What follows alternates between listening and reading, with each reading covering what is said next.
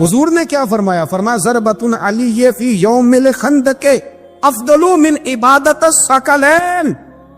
نبی پاک نے فرمایا علی کی تلوار کا ایک وار خندق کے میدان میں، ایک وار علی کی تلوار کا، فرمایا دو جہاں میں اگر سارے لوگ نفل عبادتیں کرے تو علی کو اللہ پھر بھی زیادہ درجہ عطا فرمائے گا۔ ساری دنیا کی عبادتوں سے زیادہ درجہ لے کے ایک تلوار چلا۔ نبی پاک صلی اللہ تعالی علیہ وسلم کی نگاہ فیض سے جن لوگوں کی تربیت ہوئی اور پھر انہوں نے اپنے علم سے، اپنی حکمت سے، اپنی دانائی سے اور اپنی بے پناہ جرت اور بہادری سے دنیا میں بہترین نمونہ چھوڑا، ان میں سے ایک بڑا نام حضرت مولا علی شیر خدا کا ہے۔ بالعموم ہم یہ دیکھتے ہیں کہ جو لوگ بہت زیادہ بہادر ہوتے ہیں نا، میدانوں کے ہوتے ہیں، لڑنے، جہاد کرنے، جد و جہد کرنے کا مزاج رکھتے ہیں، ان کا علم سے شغف نہیں ہوتا،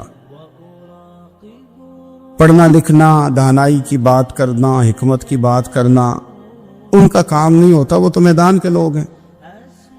اور جو لوگ کتاب کے، علم کے، اس معاملے کے ہوتے ہیں، ان میں کئی دفعہ ایسا ہوتا ہے اللہ ماشاءاللہ کہ وہ لوگ کتاب کے تو ہوتے ہیں، علم حکمت کے تو ہوتے ہیں، لیکن میدان کے اندر تلوار لے کے بنفس نفیس شامل ہونا ان کے بس کی بات نہیں ہوتی۔ لیکن تاریخ میں حضرت مولا علی شیر خدا ایک عجیب فضیلت والی شخصیت ہیں کہ وہ اگر علم کی بات کریں تو ان سے زیادہ دانا کوئی نہیں، حکمت کی بات کریں تو ان سے زیادہ بہترین بات کرنے والا کوئی نہیں، ان کے پاس بیٹھا جائے تو انسان کی تربیت کرنے والا ان سے اچھا مربی نظر کوئی نہیں آتا۔ یہ ساری باتیں بھی مسلمہ ہیں، لیکن اگر وہ تلوار لے کے میدان میں نکل آئیں تو دیواریں ہلتی رہتی ہیں اور در کانپ جاتا ہے، اور علی کا نام سن کے اب بھی خیبر کانپ جاتا ہے۔ تو ایک تو حضرت علی شیر خدا رضی اللہ تعالیٰ عنہ کی زندگی میں یہ دو باتیں کہ علم، حکمت، دانائی، جذبہ، شوق جہاد کے لیے، اور پھر میدان کے اندر ثابت قدمی، اور تیسری بات جو بڑی متاثر کن ہے اور اپنی طرف کھینچتی ہے وہ یہ ہے کہ ان کی سادگی، ان کا عجز، ان کا خلوص، ان کا بالکل نارمل زندگی گزارنا، عام لوگوں کی طرح اپنے روزمرہ کے معاملات کو سر انجام دینا۔ جو آدمی کسی غیر معمولی حیثیت کا مالک ہو جاتا ہے نا، اس کا اٹھنا بیٹھنا عام لوگوں جیسا نہیں رہتا، اس کا کچھ نہ کچھ پروٹوکول ہو جاتا ہے، کچھ نہ کچھ اس کی آؤ بھگت ہو جاتی ہے، دو چار لوگ اس کے لیے کھڑے ہونے لگ جائیں تو اس کے ذہن میں بھی بات آتی ہے کہ میں کچھ چیز ہوں، اللہ معاف فرمائے۔ لیکن بالکل ایک سادہ زندگی، عام لوگوں کے لیے دستور عمل، یہ تین باتیں بڑی متاثر کن ہیں۔ آپ دیکھیے، سب سے پہلے تو ایک بات سمجھیں، اللہ تعالیٰ نے قرآن مجید میں فرمایا کہ ان الذین آمنوا وعملوا الصالحات سیجعل لهم الرحمن ودا، فرمایا بے شک وہ لوگ جو ایمان لائے اور جنہوں نے نیک اعمال کیے، رحمان لوگوں کے دلوں میں ان کی محبت پیدا فرما دے گا۔ حضرت عبداللہ ابن عباس رضی اللہ تعالیٰ عنہ فرمایا کرتے تھے اس آیت کا پہلا مصداق حضرت علی شیر خدا ہیں۔ کیوں؟ اس لیے کہ حضرت علی شیر خدا فرماتے ہیں، بخاری مسلم میں فرماتے ہیں، مجھے قسم ہے اس ذات کی جس نے زمین چیر کے دانا پیدا کیا ہے، مجھ سے رحمت عالم صلی اللہ علیہ وسلم نے وعدہ فرمایا کہ علی یاد رکھنا تم سے صرف مومن ہی پیار کرے گا، اور جس سینے میں تمہارا بغض ہوگا وہ سینہ مومن کا نہیں منافق کا ہوگا۔ تم سے مومن پیار کریں گے، مومنوں کے دلوں میں کشش ہوگی تمہارے لیے، ان کے سینے کشادہ ہوں گے تمہارے حق میں۔ حضرت مولا علی شیر خدا کی محبت، ان کا نام آئے تو دل ٹھنڈا ہو جائے، آنکھوں میں روشنی آئے، چہرہ روشن ہو جائے، تو مانا یہ ہے کہ ایمان مضبوط ہے دل میں۔ اور اگر بندہ کمزور ہونے لگ جائے، اگر اس کی کیفیات کوئی اور رنگ پیش کرے، تو مانا یہ ہے کہ ایمان سینے میں مضبوط نہیں ہے۔ حضرت علی شیر خدا سے حضور کا جو قربت کا تعلق دیکھیں، کچھ لوگ ایسے ہوتے ہیں کہ جن سے قربت ہوتی ہے. آپ نے کبھی دیکھا ہے ہر بندے سے مل کے بندہ رو نہیں سکتا, ہر بندے کو دیکھ کے رونا آتا نہیں, لیکن کچھ لوگوں سے روح ملتی ہے نا کسی کی, تو ویسے کبھی وہ بندے مل جائے نا, دل کرتا ہے تینوں سامنے بٹھا لاں تیر درد پرانے چھیڑا. کچھ لوگ ایسے ہوتے ہیں جن کے ساتھ حضور تشریف فرما ہے, حضرت علی شیر خدا کہیں گئے ہوئے ہیں, تو محبوب کیا فرماتے ہیں؟ فرماتے ہیں اللہ اس وقت تک میرے پاس حضرت اسرائیل کو نہ بھیجنا جب تک میں علی سے ملاقات نہ کر لوں. دعائیں ہو رہی ہے کہ میری جب تک ملاقات نہ ہو جائے میرا جانے کا وقت نہ آئے. مشکات میں حدیث موجود ہے.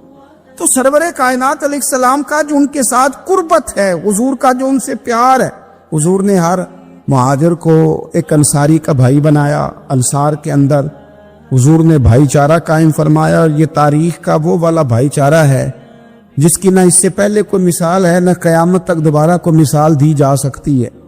بھائی جب سگے بھائی جب شادی شدہ ہو جاتے ہیں نا, ان کی اپنی اپنی جیبیں ہو جاتی ہیں, اپنی اپنی گفتگو ہو جاتی ہے.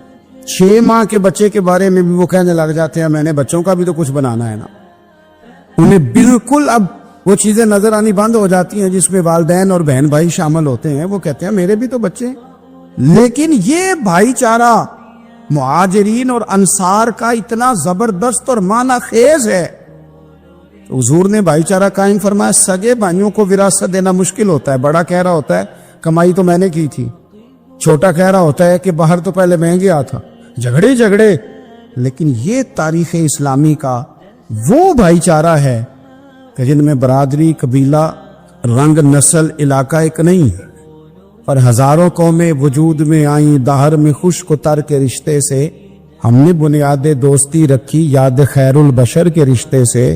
اور اقبال نے جن انداز میں اس مضمون کو بیان کیا ہے وہ انداز ہی نرالا ہے.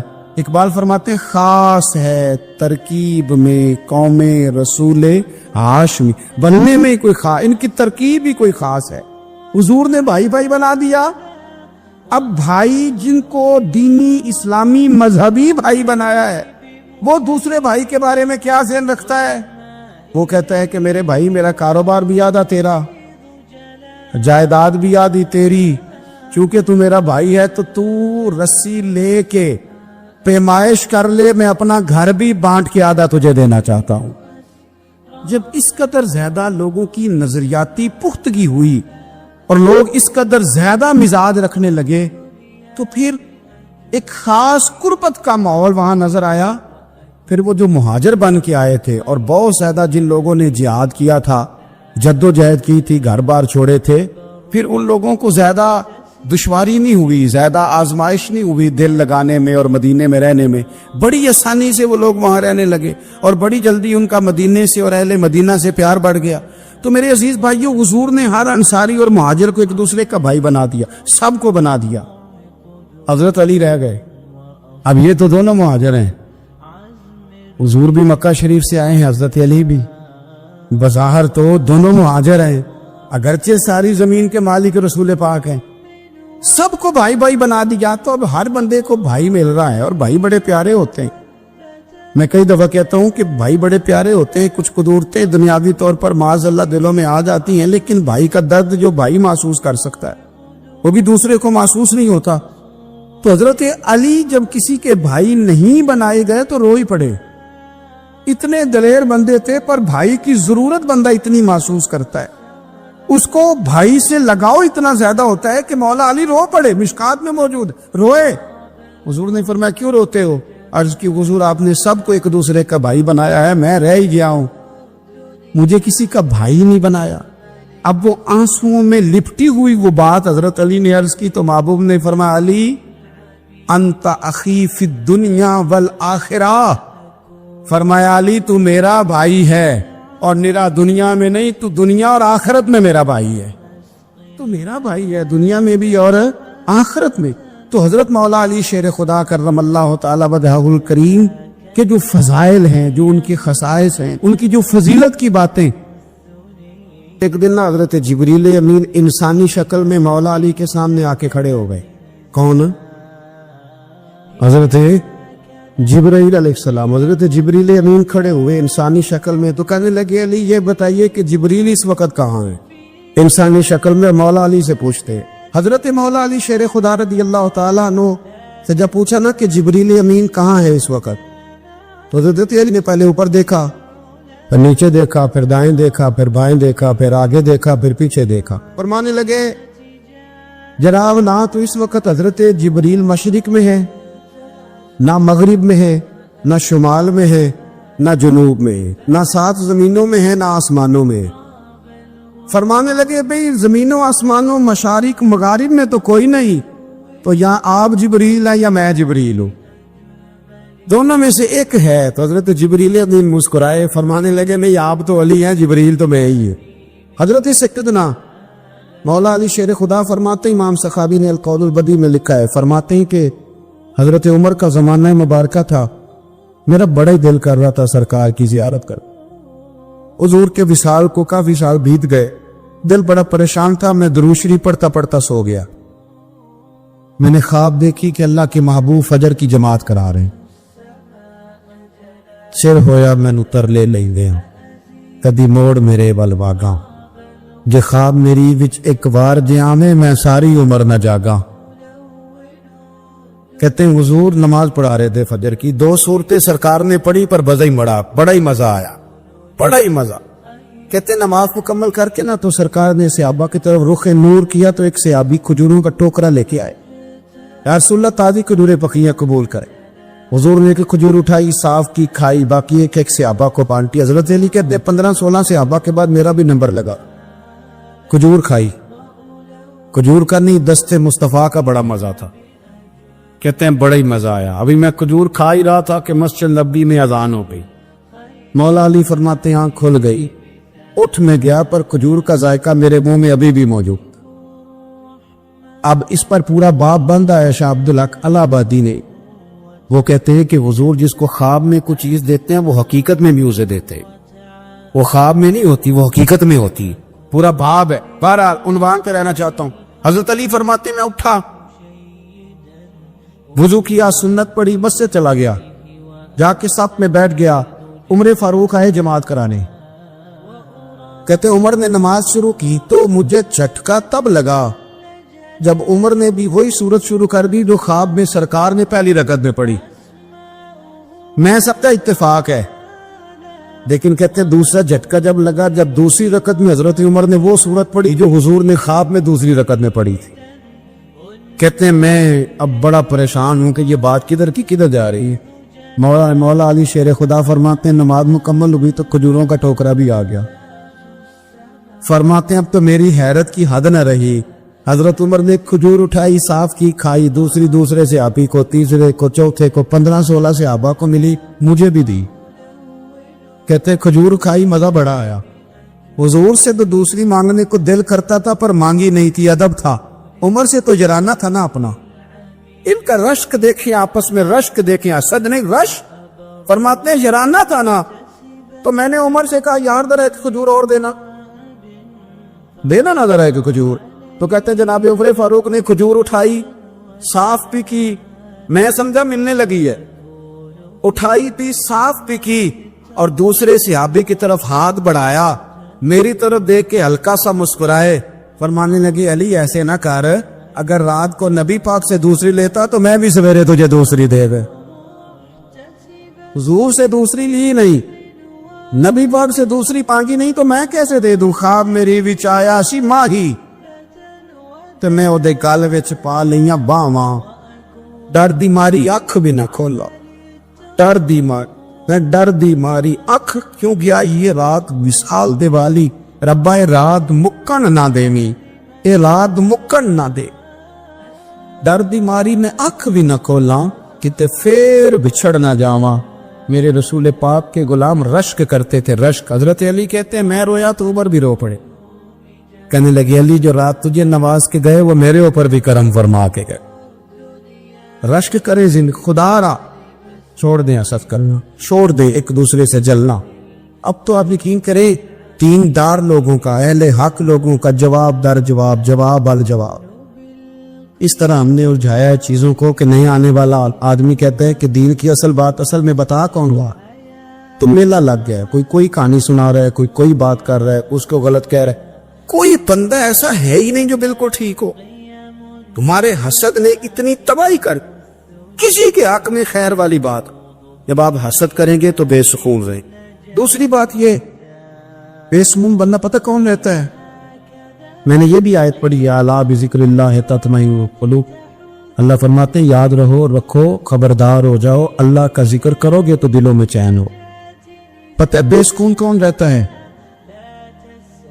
جو نتیجہ اپنی مرضی کا مانتا ہے۔ عقیدہ توحید اسلامی عقائد کی جان ہے۔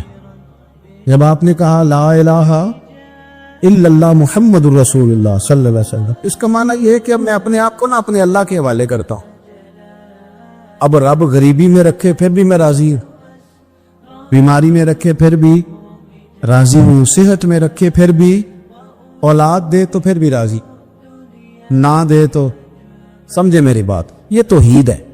ہم نہ ٹھیک ہونا چاہتے، دوست اکثر آ کے کہتے ہیں کہ وظیفہ بتائیں، طبیعت ٹھیک نہیں رہتی، تو انہیں کہتے ہیں سورہ فاتحہ پڑھو، کہتے ہیں بڑی دیر سے پڑھ رہا ہوں پر شفا نہیں ہو رہی، تو میں کہتا ہوں پھر آپ اللہ کی رضا پہ راضی ہو جائے، پھر اللہ کی رضا پہ راضی رہنا بھی تو سیکھو نا، راضی رہنا بھی تو سیکھو۔ بہت ساری بے سکونی اس بات کی ہے کہ ہم نہ ہم چاہتے ہیں میری مرضی کا سکون ہو، میری مرضی کا گھر ہو، میری مرضی کے بچے ہوں۔ بھئی ایسا نہ کریں، آپ اپنے حق میں اپنے رب کے فیصلوں کو قبول کریں، آپ قبول کریں اپنے مالک کے فیصلے۔ نبی رحمت صلی اللہ تعالی علیہ وسلم نے مولا علی شیر خدا اور حضرت عمر فاروق، بندے بھی حضور نے وہ چنے جو سرخیل ہیں دونوں، مولا علی فاروق اعظم امیر المومنین، دونوں کو بلایا اور بلا کے فرمایا یہ میرا جبہ لے جاؤ اور میرے بعد، میرے وصال کے بعد وہاں جانا کرن میں تمہیں اویس ملے گا، اسے میرا جبہ دینا۔ اور دیکھو کیا خوبصورتی ہے لفظوں میں، یہ بات ان کی شان کو کہاں سے کہاں لے گئی۔ محبوب فرمانے لگے اسے کہنا میری امت کی بخشش کی دعا کرے، اسے کہنا میری امت کی بخشش کی۔ حضرت علی المرتضیٰ کا رتبہ بھی ان سے زیادہ ہے، جناب عمر کا رتبہ بھی، اس کا مطلب ہے بڑا بھی چھوٹے سے کبھی کبھی دعا کے لیے کہہ سکتا ہے کہ یار میرے لیے دعا کر دینا۔ نبی کریم علیہ السلام نے جبہ دیا، جبہ دے کے بھیجا، حضرت عمر گئے ملنے، جناب مولا علی گئے، جا کے پوچھا وہ کدھر ہے، کہا وہ دیوانے سے ہے، گھومتے رہتے۔ جب ملاقات ہوئی تو حضرت اویس کرنی دوڑے آئے، جناب عمر کہنے لگے آپ کا نام اویس ہے؟ کہنے لگے ہاں عمر فاروق میرا نام اویس ہی ہے۔ پھر آگے بڑھ کے کہنے لگے علی آپ کی طبیعت مبارک کیسی ہے؟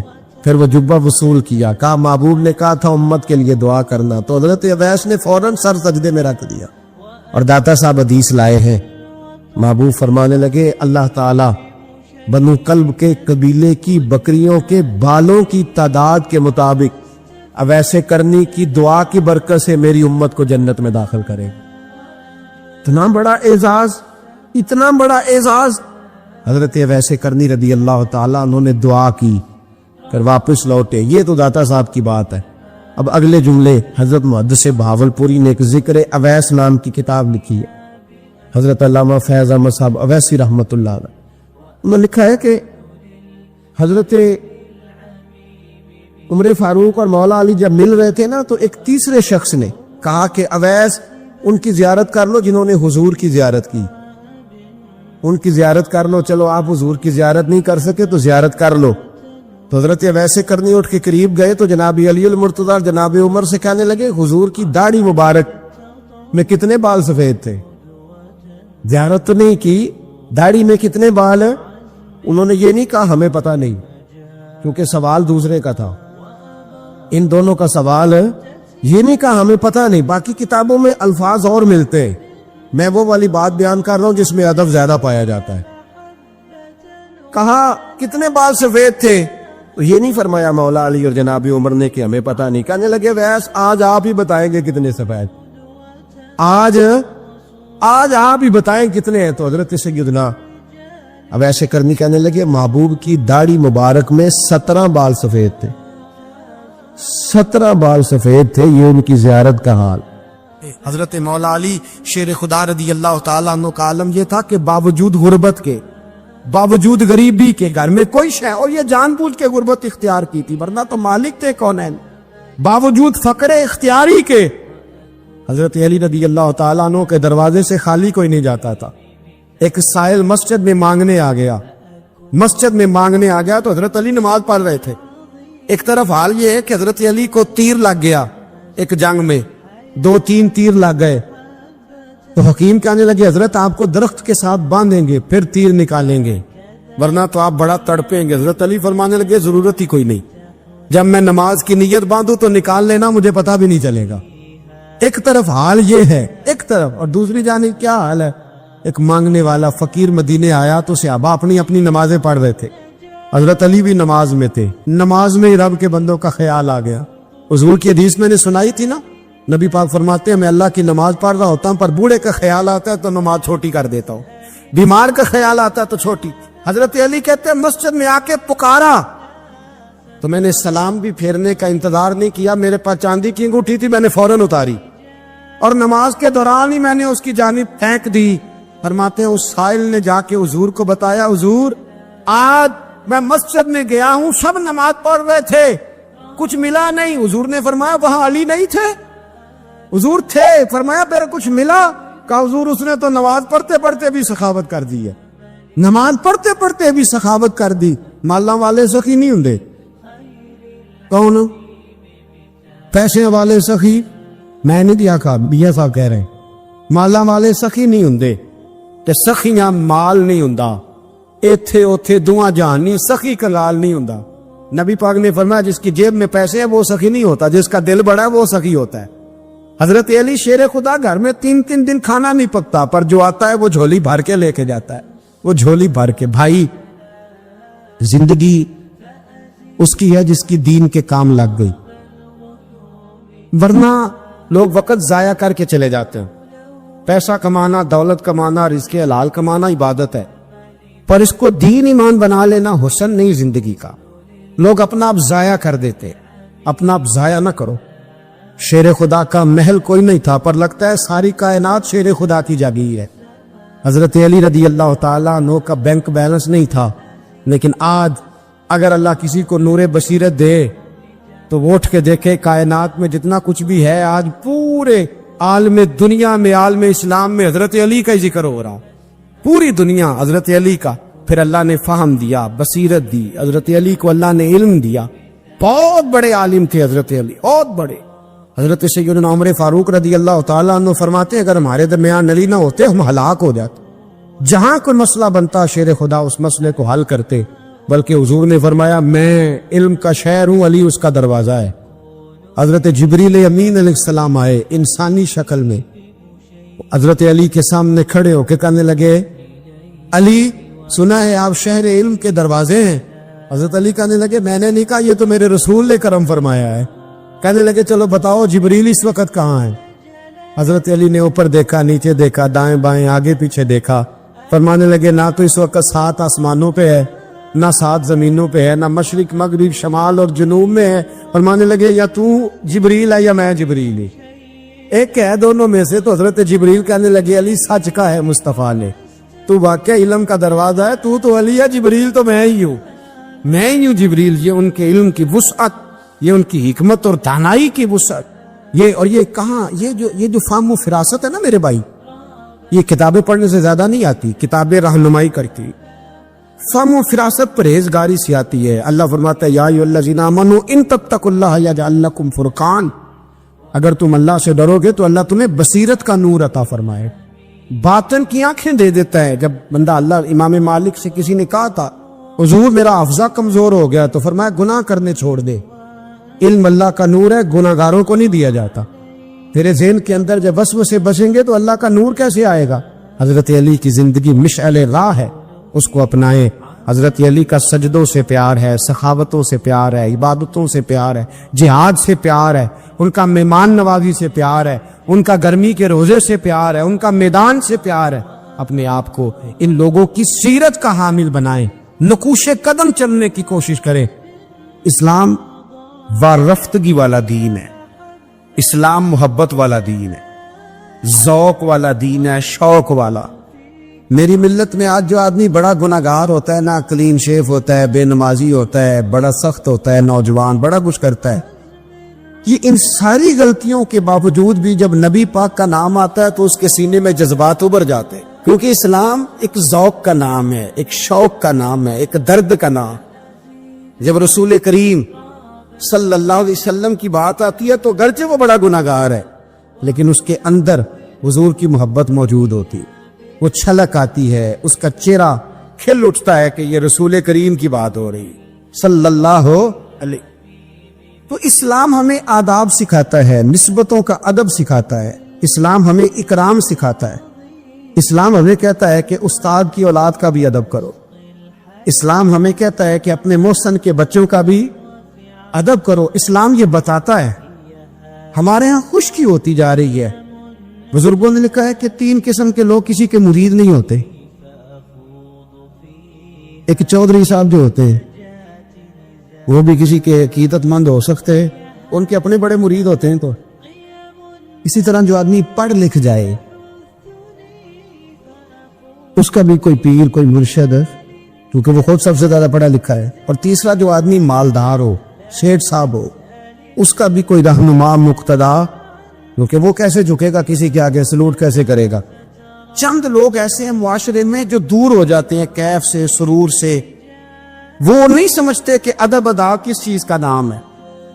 لوگوں نے سمجھا اسلام میں خشک مذہب ہے، پڑھیے قرآن پاک کا 15واں سپارہ آخر سے 16واں شروع سے۔ حضرت خضر علیہ السلام گئے،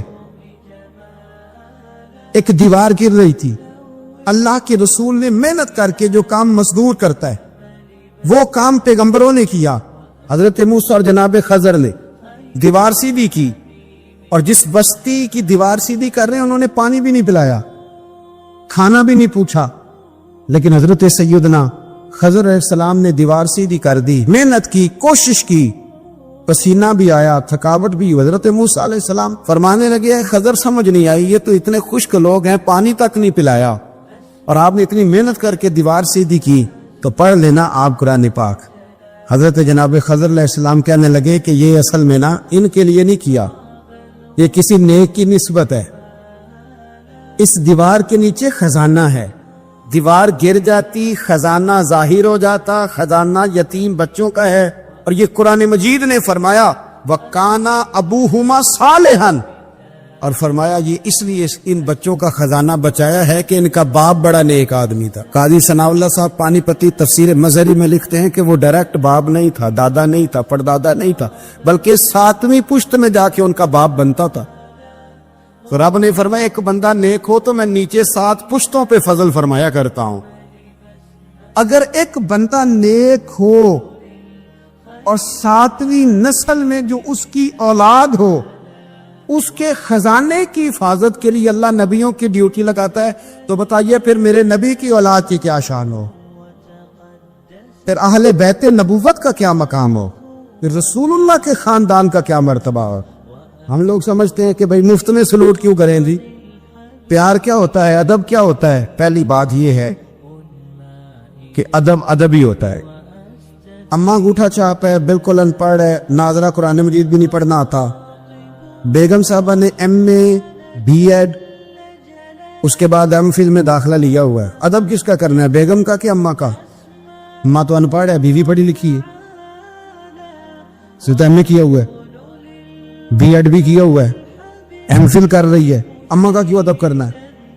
اس لیے کہ اماں کا ادب اللہ رسول نے بتایا۔ اماں کا ادب ہو سکتا ہے بیوی بڑی اچھی قاریہ ہو، عمدہ قرآن پڑھتی ہو، حافظہ ہو، عالمہ ہو، اماں کو ناظرہ بھی نہ پڑھنا ہے، پر جنت پھر بھی ماں کے قدموں کے نیچے ہی ہے۔ یہ سمجھ لیں ادب والے کا ادب۔ امام راضی نے ایک بات لکھی ہے، وہ کہتے ہیں جو قاضی ہوتا ہے نا، قاضی جج، اس کے آداب لکھے ہیں امام راضی۔ فرماتے ہیں اگر جج کے پاس مقدمہ آ جائے نا باپ اور بیٹے کا آپس میں جھگڑا ہے، اسے پتہ چل جائے کہ باپ سچا ہے بیٹا جھوٹا ہے، تو 100 دفعہ کہہ دے کہ باپ سچا ہے بیٹا جھوٹا ہے، باپ سچا ہے بیٹا جھوٹا ہے، باپ سچا ہے بیٹا جھوٹا ہے۔ لیکن اگر اسے پتہ چل جائے نا کہ بیٹا سچا ہے اور ابا غلطی پہ ہے، اب یہ تو 100 دفعہ کہے کہ بیٹا ٹھیک کہتا ہے، بیٹا سچا ہے، بیٹا سچا ہے، پر ایک دفعہ بھی یہ نہ کہے کہ ابا جھوٹا ہے، حالانکہ مطلب یہی ہے۔ اگر بیٹا سچا ہے تو پھر خود بخود سمجھ آتی ہے کہ ابا جی غلطی پہ ہے. لیکن ادب کا تقاضا یہ ہے کہ جج بھی یہ نہ کہے کہ باپ جھوٹا ہے اگرچہ وہ غلطی پر ہے, یہ تو کہہ دے کہ بیٹا, اس لیے کہ ادب والے کا جو مقام ادب ہے وہاں ادب کیا جائے, جو مقام اکرام ہے وہاں اکرام, وہاں آپ خشک نہیں بنیں گے. جہاں جھکنا ہے وہاں بہرحال جھکنا ہے, جہاں سلوٹ کرنی ہے بہرحال وہاں سلوٹ کرنی ہے. جن کا ہمارے اوپر ادب لازم ہے ہم نے ان کا ادب. امام اعظم ابو حنیفہ رحمۃ اللہ علیہ ایک جنگل میں ایک باغ میں بیٹھے تھے, شاگرد ساتھ تھے, امام ابو یوسف تھے اور بھی آپ کے شاگرد تھے, تو کچھ لکھ رہے تھے.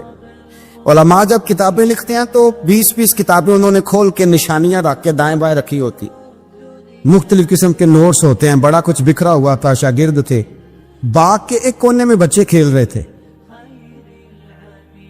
وہ بچوں میں سے ایک بچے کی گیند آ گئی باغ میں, بچہ گیند لینے آیا تو امام صاحب اٹھ کے کھڑے ہو گئے, تو کاغذ سارے بکھر گئے. بچہ گیند لے کے چلا گیا, شاگرد چوپ رہے, چلو دوبارہ سے کتابیں سمیٹی, ڈھونڈا سارا کچھ, پھر سے کام شروع ہوا. چند منٹ گزرے تو بچہ پھر آ گیا گیند لینے. امام صاحب پھر اٹھے, پھر سارا کوئی بکھر گیا. شاگردوں نے برداشت کیا. سارے شاگردوں میں برداشت نہیں ہوتی, شاگردوں کی بھی موج ہوتی ہے. شاگردوں مریدوں کا بھی اپنا اپنا وقت ہوتا ہے خدمت کرنے کا, اپنا اپنا سٹائل ہوتا ہے ادب کرنے کا. دور بڑا منفرد آ گیا. تیسری دفعہ, چوتھی دفعہ, 5 دفعہ ہو گئی تو بس شاگردوں کی جو صبر تھا, حوصلہ, وہ جواب دے گیا. بچہ پتہ نہیں کتنی دفعہ آئے گا. جب وہ بچہ پھر آیا, امام صاحب بوڑھے آدمی تھے, گھٹنوں میں درد بھی تھی, بڑی مشکل سے اٹھتے, چیزیں ساری بکھر جاتی ہیں. وہ بچہ جب 7ویں دفعہ تو امام صاحب پھر اٹھے, تکلیف سے اٹھے. امام ابو یوسف عرض کرنے لگے, حضور یہ بچہ ہے, اس کی تو ڈیوٹی لگی ہوئی ہے گیند لانے کی, تو 100 دفعہ آئے گا.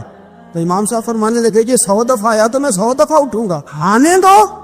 کہ حضور کیوں آپ اٹھیں گے؟ فرمایا یہ میرے استاد کا پوتا ہے. اصلا نال جے نیکی کریے تے او نسلاں تاک نہیں بھول دے. سن لو, اصلا نال جے نیکی کریے تے او نسلاں تاک, ہاں بے اصلاں نال نیکی کریے تے پھل کنڈیاں نال تول دے. بے اصلاں, میں میرے استاد کا پوتا ہے تو اٹھوں نا, یہ 100 دفعہ ہے, میں اٹھوں گا. میں نے اس گھر سے